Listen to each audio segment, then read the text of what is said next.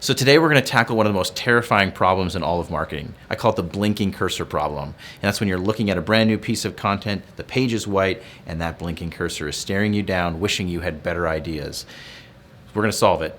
I'm Garrett, and this is the Overheard at CoSchedule show, the video show where we talk about the things we already talk about around the office, but we turn the cameras on and bring you in. It's sort of like coming to our water cooler, except for less water and more public.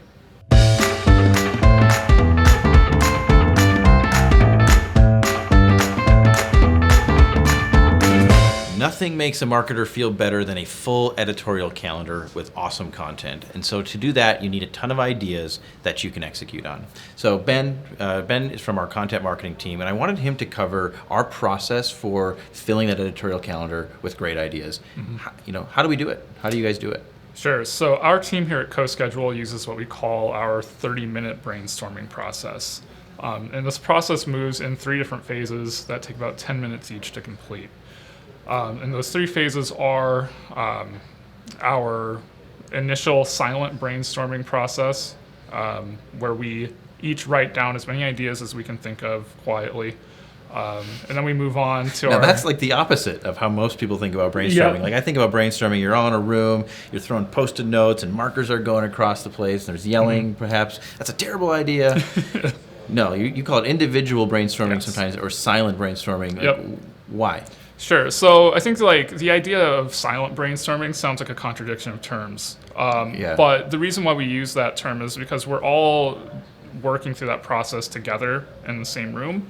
But we're all generating our own ideas privately by ourselves. And the reason why we do things that way is it really eliminates groupthink. So, okay, lots of ideas, they're out there. How do you whittle them down? What's next? Sure. So once we've spent 10 minutes just writing down all the ideas that we have in our heads, we'll move on to what we call our group scoring phase. Okay. And what that entails is one person, whoever's leading the meeting, will read aloud every single idea, and the group will score them either a 1, 2, or a 3. Yeah.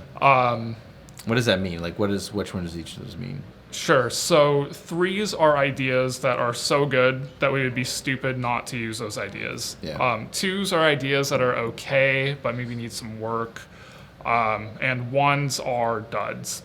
And since this is really meant to be a very loose, just kind of stream of consciousness sort of process, you're going to end up with ideas that fall into all 3 of those categories. Yeah, makes sense. So ideas, rated.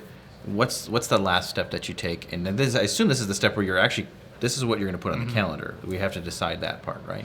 Yeah. So the last step is what we call our winner optimization phase. And this is where we take every idea that was a unanimous 3 that everybody agreed was awesome, and we determine which of those ideas we're going to put on the calendar.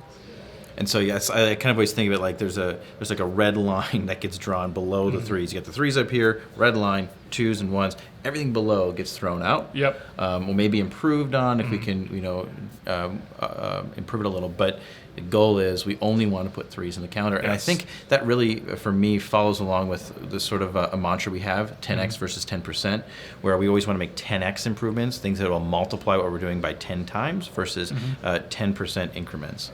And so I love that process, and I think it really works for a lot of things, not just your editorial calendar, but and it's also, you don't have to have a team to do it. We're starting with silent brainstorming, so you could do that as an individual. You could. Very cool. Well, that is how you can make sure your editorial calendar is always full of awesome marketing ideas, and that is Overheard at CoSchedule.